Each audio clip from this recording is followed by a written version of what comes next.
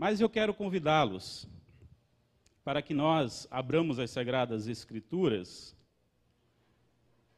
no último livro aí da Bíblia, o livro do Apocalipse, no capítulo 5,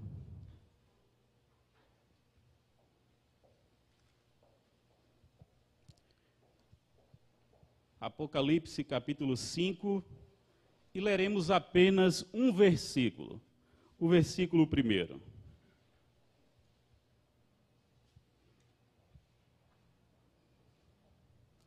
Todos encontraram? Amém? Diz assim a palavra do Senhor. Vi na mão direita daquele que estava sentado no trono um livro escrito por dentro e por fora, de todo selado com 7 selos. Apenas este versículo. Eu não vou orar porque o pastor já esteve orando, pedindo que Deus trouxesse a nós o entendimento da palavra. Então nós dissemos amém e eu creio que Deus ouviu a nossa oração. Mas antes de qualquer coisa, queridos irmãos, eu quero dizer a vocês que eu venho também de uma congregação, que é uma congregação bem antiga lá em Sergipe. Se eu não estiver enganado, foi o segundo templo a ser construído da Igreja Presbiteriana Independente lá em Sergipe, que é congregação da primeira IPI de Aracaju, que é uma igreja também centenária, uma igreja antiga ali em Aracaju. E essa congregação sempre passava por altos e baixos. Era uma congregação que, em um determinado tempo, nós tínhamos várias pessoas ali congregando. Eu lembro de uma época que não cabia as pessoas dentro do templo, as pessoas ficavam pelas janelas assistindo ali o culto, mas também existiam épocas em que a igreja esvaziava. Tinha momentos de muita harmonia, de muita comunhão, mas, por exemplo, nós passamos um período lá, que eu acho que a maioria das igrejas passaram, que foi do movimento meio que pentecostal também dentro da IPI, e nesse período lá foi muito difícil, porque boa parte dos irmãos da igreja foram embora, saíram. Então é comum que todas as igrejas passem por essas fases. Tem um momento que está tudo muito bem, em outros momentos não está tão bem assim, numa ótica humana. Mas o certo é que nós temos a plena convicção de que Deus, Ele tem cuidado dos seus. Nós temos a plena convicção de que Deus tem cuidado da sua igreja, independentemente da época, independentemente das circunstâncias. Deus continua cuidando da sua igreja. E esse texto que nós acabamos de ler, ele é um texto muito propício, porque esse texto ele é escrito em um período de grande perseguição para a igreja do Senhor Jesus Cristo. Nós sabemos que o apóstolo João estava aqui preso na ilha de Pátimos, num período de grande perseguição, e neste momento Jesus entendeu que precisava dar uma revelação àquele homem, porque até mesmo Apocalipse nós sabemos que significa revelação. Então Jesus, que é o autor deste livro, ele entendeu que precisava falar com João, precisava dar uma revelação a João, para que João então transmitisse à sua igreja, uma igreja, como eu disse, que estava sob forte perseguição. Queridos, nós sabemos que lá no início do século IV, a igreja vai viver um tempo de calmaria. Nós temos ali 2 momentos importantes. No ano 313, Constantino vai estabelecer aquilo que foi chamado de o Edito de Milão. Com o Edito de Milão, Constantino, ele permitia que todas as religiões ali dentro do império pudessem, então, oferecer os seus cultos, a sua adoração aos seus deuses. Mas é somente em 384 que nós temos um outro edito importante, que é chamado Edito de Tessalônica, e neste momento, agora já com Teodósio, o cristianismo será considerado a religião oficial do Império Romano.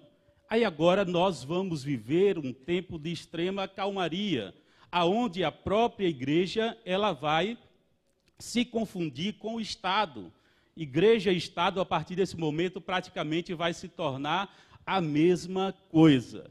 Mas antes desse período, as coisas não eram bem assim. Antes desse período, nós tivemos diversos imperadores que foram cruéis, que foram perseguidores em relação à igreja. A começar com Nero, que talvez seja o mais conhecido de todos eles. Nero, aquele que, segundo alguns historiadores, havia tocado fogo em Roma e colocado a culpa nos cristãos. Alguns historiadores da historiografia mais recente vão questionar essa versão, dizer que sequer Nero estivesse em Roma neste período. Porém, a maior parte dos historiadores vão dizer que realmente Nero, num dia de loucura, tocou fogo em Roma e aí então começa-se uma grande perseguição. Mas nós tivemos outros imperadores. Nós tivemos, por exemplo, Domiciano, que foi um grande perseguidor. Nós tivemos Trajano e tantos outros imperadores que perseguiram a igreja. Foi justamente nesse período aqui, desse imperador chamado Domiciano, que João estava preso na ilha de Patmos. É possível que fosse ali por volta do ano 90 depois de Cristo. E João, percebam, queridos irmãos, que tem uma missão muito importante aqui, porque nós precisamos entender que além da perseguição que a igreja estava enfrentando, existia um outro fator também importante, que era a questão de que todos os apóstolos, com exceção de João, já estavam mortos naquele momento como fruto da perseguição. Aí eu quero que nós, neste momento, nos coloquemos no lugar daqueles irmãos. Vamos pensar como se estivéssemos naquele tempo. Vocês já pararam para imaginar a situação daquela igreja? Os seus líderes estavam mortos. O único líder vivo estava preso. E o império, com mão de ferro, tentava assolar a igreja. Eu estou colocando aqui, tentava assolar a igreja, porque eles não conseguiam fazer aquilo que eles queriam. A igreja do Senhor Jesus Cristo sempre continuou avançando, vencendo e vencendo sem poder ser parada. Inclusive, tinha algumas pessoas que diziam que a igreja era como praga. Quanto mais você mexia, quanto mais você matava, esses cristãos não paravam de crescer. Queridos, hoje no Brasil, nós não vivemos a mesma realidade que os irmãos viviam ali no Império Romano. Se olharmos para o mundo ocidental, talvez de maneira geral, nós não vivemos a mesma realidade. Nós não temos uma perseguição que ofereça risco à nossa vida. Nós não temos alguém com uma espada dizendo que vai atentar contra a nossa vida. Nós não temos alguém com uma arma em nossa cabeça dizendo você não pode ser cristão.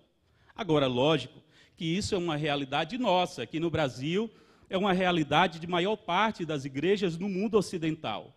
Mas bem sabemos que em outros lugares também existe ainda uma grande perseguição. Por exemplo, nós temos a igreja que é chamada de igreja perseguida, aonde na África, e em especial na África subsaariana, nós temos ali uma grande perseguição também em relação à igreja. Nós temos no mundo asiático muitas igrejas sendo perseguidas, mas aqui nós vivemos uma realidade diferente. E aí a pergunta é, será que nós não temos nada com que nos preocuparmos?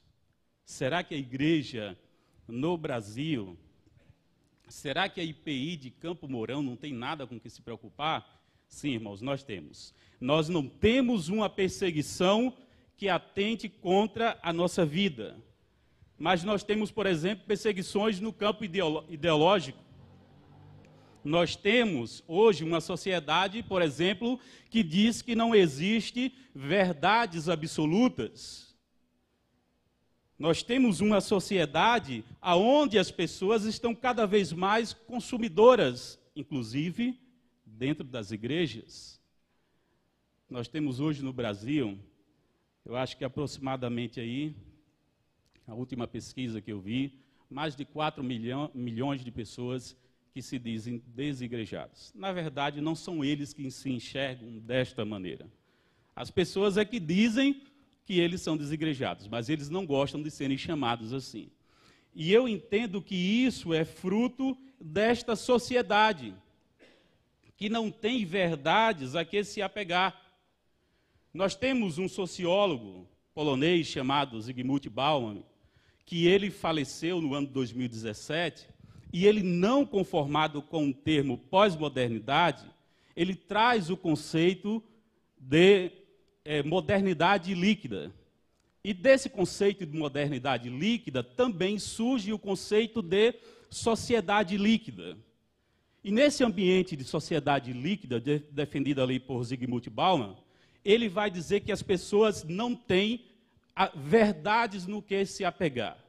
Porém, queridos irmãos, seja num contexto de extrema perseguição, como foi ali no Império Romano, seja num contexto de extrema perseguição, como é em alguns países da África, seja num contexto de extrema perseguição, como é em alguns países asiáticos, ou seja, em nosso contexto de uma cultura ocidental, aonde as pessoas estão dizendo que não existe verdades absolutas, e isso tem influenciado muitas igrejas, nós temos um texto aqui que nos traz orientações, nos mostra que temos sim verdades absolutas. Verdades que devemos sempre nos apegarmos a elas. E por isso, então, eu quero que vocês pensem comigo sobre o seguinte tema: certezas que a Igreja de Cristo pode ter em tempos difíceis, seja em perseguição contra a vida, ou seja, numa perseguição no campo ideológico. Vamos pensar rapidamente sobre 3 certezas aqui que nós podemos ter. A primeira: Deus reina sobre céus e terra. Deus reina sobre céus e terra. Voltemos aí para o nosso texto. Logo no começo diz assim: vi na mão direita daquele que estava sentado no trono. Vamos repetir comigo? Vi na mão direita daquele que estava sentado no trono. Quem é que senta no trono? É um rei, né? Eu até sentei no lugar muito parecido com um trono hoje, lá na casa do reverendo Jango.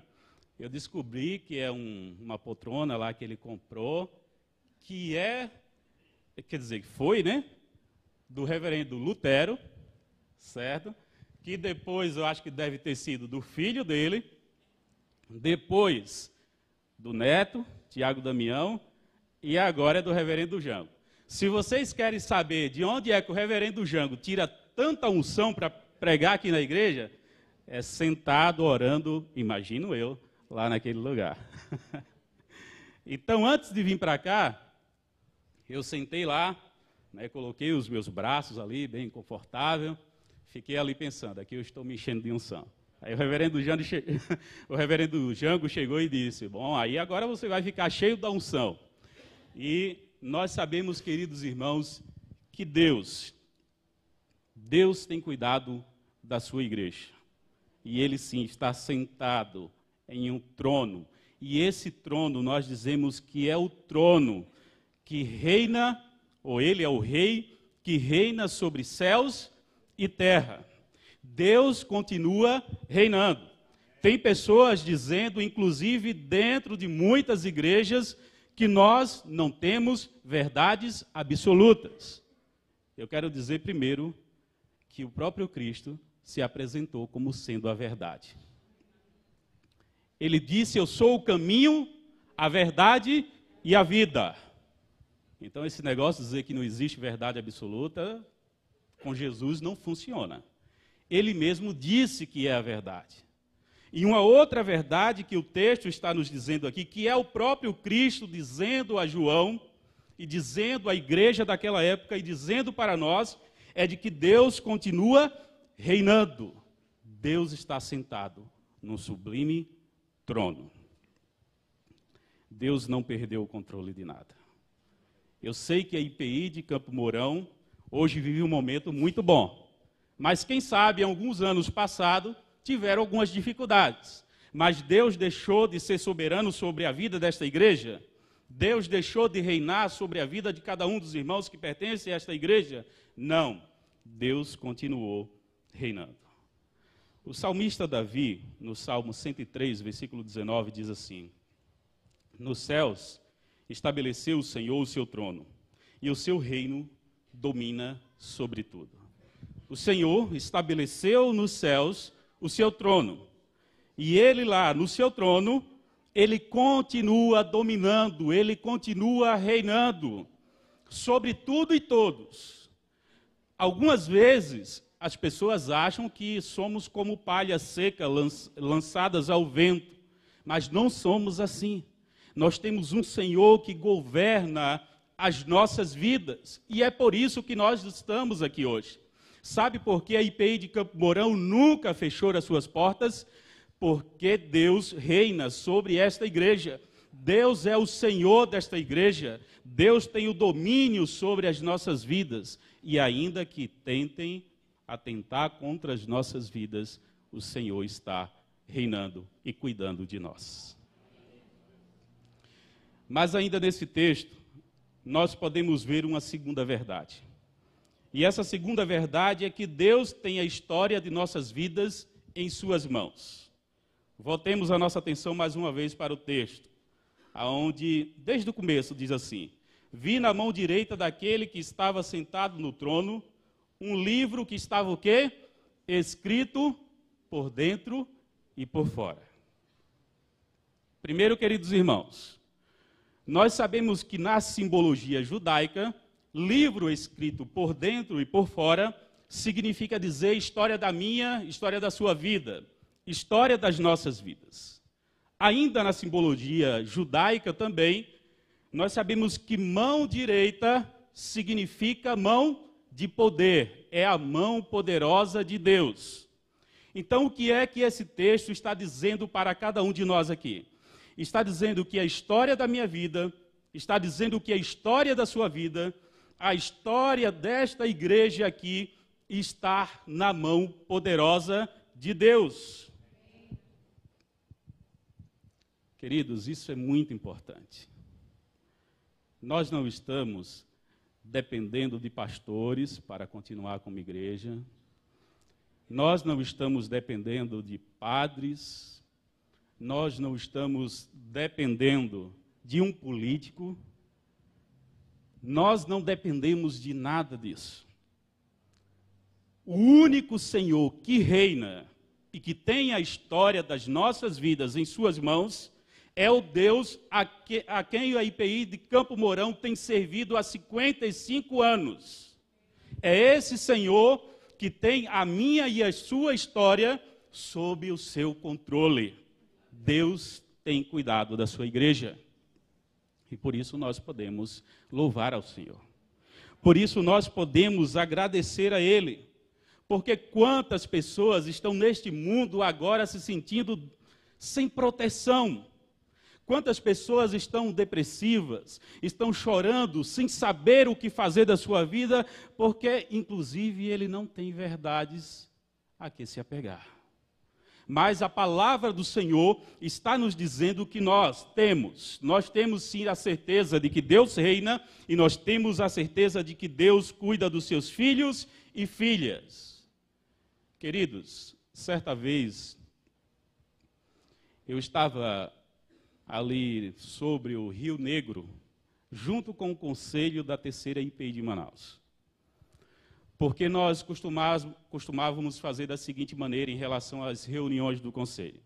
Tínhamos uma reunião administrativa para tratar questões relacionadas à vida da igreja, mas nós tínhamos uma reunião só de oração, só de consagração. E geralmente a gente ia para lugares como este, assim, né? Íamos no Rio Negro, no Rio Amazonas, em cima de algum flutuante, numa praia ali de água doce, e ali a gente ficava orando. E nós tínhamos alguns projetos para tocar na igreja, mas não tínhamos condições financeiras para isto. É aí que entrou a Secretaria de Evangelização. Mas certa vez, antes da Secretaria de Evangelização se tornar parceira, nós estávamos orando e dizendo: Senhor, nós temos vários projetos aqui de plantação de igreja em comunidades ribeirinhas, mas não temos recursos. Como é que nós vamos conseguir, Senhor? E ali a gente orando, de repente chega uma canoa, uma pequena embarcação, um rapaz desce da canoa e ele pergunta: aqui é uma igreja? Porque realmente era uma igreja flutuante. Aqui é uma igreja? E nós dissemos: sim, é uma igreja. Aí ele: é o seguinte, é porque eu não sou daqui, eu vim de um outro estado, mas estou trabalhando aqui nesses rios, e como eu estou num estado diferente, eu já estou há 3 meses procurando uma igreja para entregar o meu dízimo. E aí, ia passando, Deus tocou no meu coração que aqui era uma igreja. E eu vim então perguntar se vocês querem receber o meu dízimo. Queridos irmãos, naquele momento, nós percebemos claramente de que Deus estava conosco, de que nós estávamos na mão poderosa de Deus, e era Ele que guiava os nossos passos, e por isso não havia necessidade de temer nada. Aí surgiu a parceria com a Secretaria de Evangelização. De vez em quando chegava um irmão e dizia: pastor, eu vendi lá um gado e a gente quer entregar uma oferta aqui na igreja. Aí o irmão fez uma rescisão: pastor, nós temos aqui uma oferta para a igreja, 14 mil reais. Tudo assim, uma coisa acontecendo atrás da outra, e a gente percebendo o cuidado de Deus sobre as nossas vidas. Irmão, irmã, independente da situação que você esteja vivendo, nunca esqueça disso. É na mão poderosa de Deus que você se encontra. O problema pode parecer sem solução, mas você vai ver que tem solução. E é o terceiro e último ponto, porque nós percebemos aqui nesse texto que o sacrifício de Cristo, ele foi a garantia da consumação do projeto de Deus para as nossas vidas. Essa é a terceira verdade. O sacrifício de Cristo é a garantia da consumação do projeto de Deus para as nossas vidas. No final do versículo, diz assim: de todo selado, com quê? Com 7 selos. Percebam aqui que na simbologia judaica também, quando existia algo dessa natureza, um livro selado, significava dizer que era história sem conclusão. Era uma história sem conclusão. Imagine você agora um cristão ali no Império Romano. Meus líderes estão mortos, como eu falei no início. O império está assolando ou querendo assolar a igreja. Talvez algumas pessoas estivessem pensando: eu vou largar esse negócio aqui. Isso não dá certo para mim. A nossa vida é uma vida sem sentido. A nossa história não vai ter um fim feliz. Não tem uma conclusão para tudo isso que nós estamos vivendo. E aí, preste atenção neste mesmo capítulo, a partir do versículo 6. Então vi no meio do trono e dos 4 seres viventes, e entre os anciãos, de pé, um cordeiro como tendo sido morto. Ele tinha 7 chifres, bem como 7 olhos, que são os 7 Espíritos de Deus enviados por toda a terra. Veio, pois, e tomou o livro da mão direita daquele que estava sentado no trono. E quando tomou o livro, os 4 seres viventes e os 24 anciãos prostraram-se diante do cordeiro, tendo cada um deles uma harpa e taças de ouro cheias de incenso, que são as orações dos santos. Aí no versículo 9, e entoava um novo cântico, dizendo: digno és de tomar o livro e de abrir os selos, porque foste morto e com teu sangue compraste para Deus os que procedem de toda tribo, língua, povo e nação. Queridos, não existe história sem solução para aqueles que estão em Cristo Jesus. Afinal de contas, a história da sua vida já está consumada. Lembra-se do que Cristo disse na cruz? Está consumado. Tudo está consumado. Não é que vai acontecer, já aconteceu. O sacrifício, a cruz de Cristo, é a centralidade de tudo. É uma grande explosão que atinge passado e futuro. Sim, é o sacrifício de Cristo a causa de estarmos aqui hoje.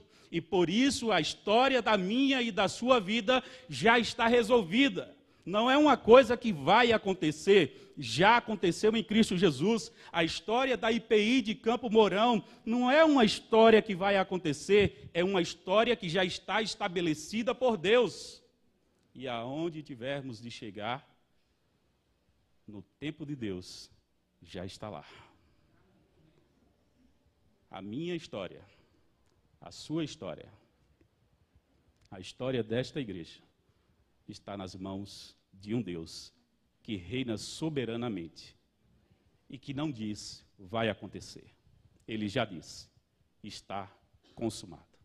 Então, sendo assim, queridos irmãos, nós encerramos esta reflexão, lembrando que nós temos verdades absolutas, certezas. A primeira, Deus reina.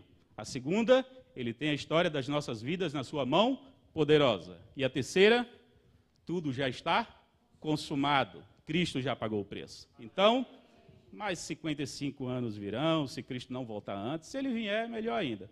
Mas assim, que Ele deixe a gente comer pelo menos essa janta que tem para hoje aqui, né? Queridos, Deus os abençoe em nome de Jesus.